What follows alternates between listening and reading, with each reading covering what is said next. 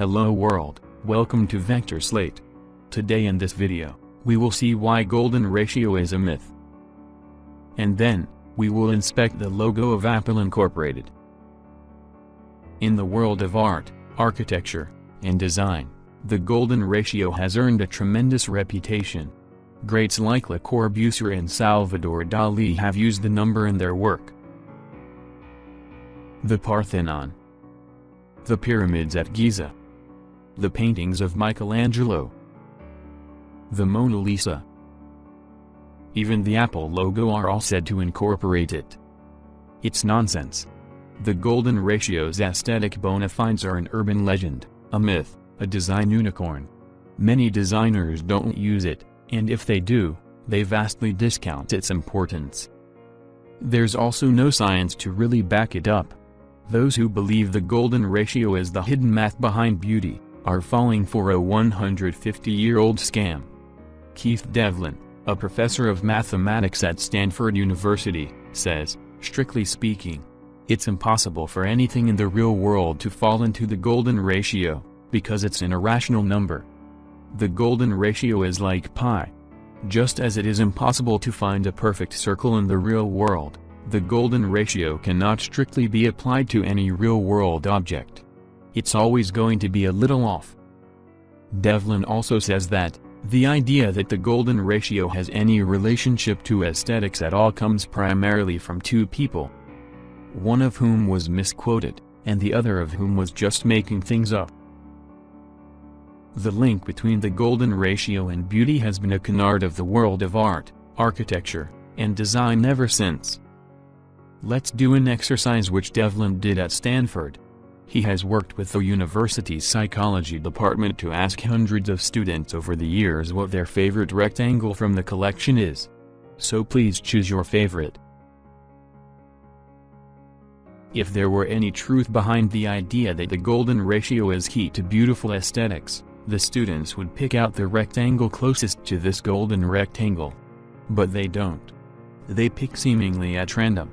And if you ask them to repeat the exercise, they pick different rectangles. Devlin says, it's a very useful way to show new psychology students the complexity of human perception. And it doesn't show that the golden ratio is more aesthetically pleasing to people at all. In the real world, people don't necessarily prefer the golden ratio. Richard Meyer, the legendary architect behind the Getty Center and the Barcelona Museum of Contemporary Art, admits that when he first started his career, he had an architect's triangle made that matched the golden ratio, but he had never once designed his buildings keeping the golden ratio in his mind. He says, there are so many other numbers and formulas that are more important when designing a building.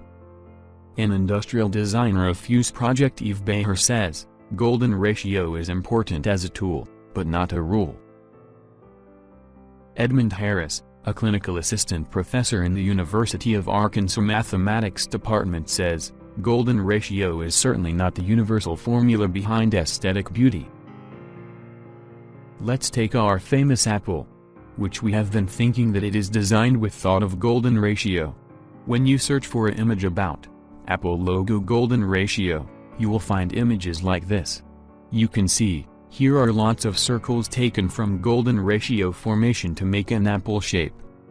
David Cole, product designer at Quora.com, pulled out all the geometric stops to debunk the myth further. He began checking if circles could be matched to the logo's curves. He can sort of get the circle's idea working, but that begins stretching the ratio into pointlessness.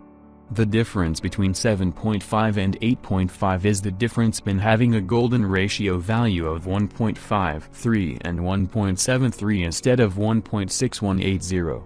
To visualize what a significant difference that is, here is a golden rectangle formed out of 1.53 and 1.73.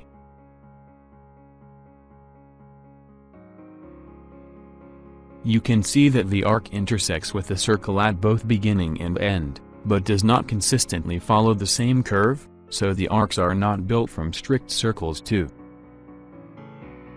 Filling an object with golden ratio circles doesn't make the object in golden ratio, because eventually, you can get circles to fit into anything.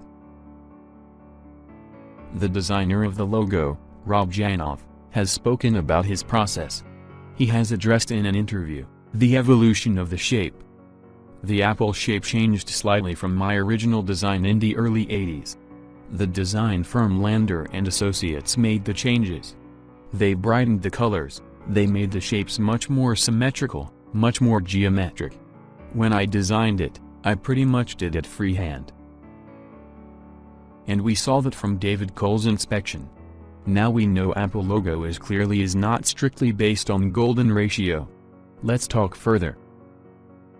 As you are watching this video, I assume that you are linked with design field, probably logos. Then you must have seen logos designed with lots of golden ratio circles. Logo makers claim that logo is beautiful and pleasing because it has made with golden ratio. No. Actual reason is, it looks good in its own way, because it is just designed well. Not because of golden ratio. You cannot just put lots and lots of circles to create a form of golden ratio. Designers are just putting them to get the arcs. You can try a search on YouTube, golden ratio logo tutorial. You will find lots of videos I'm talking about. No doubt that their design is great, but we should not attach the word golden ratio in every single design. But Apple's iCloud logo is actually in golden ratio. If you search for the Mona Lisa golden ratio, this is the first image you'll see. So what is so special here? I mean, why only here? Because it fits well on only this part? Why not full frame? Just think about it. The sacrament of the Last Supper was painted on a golden rectangle proportioned canvas, but the golden ratio has nothing to do with why we find it beautiful. Devlin says, "We're creatures, who are genetically programmed to see patterns, and to seek meaning. It is not in our DNA to be comfortable with arbitrary things like aesthetics, so we try to back them up with our often limited grasp of math.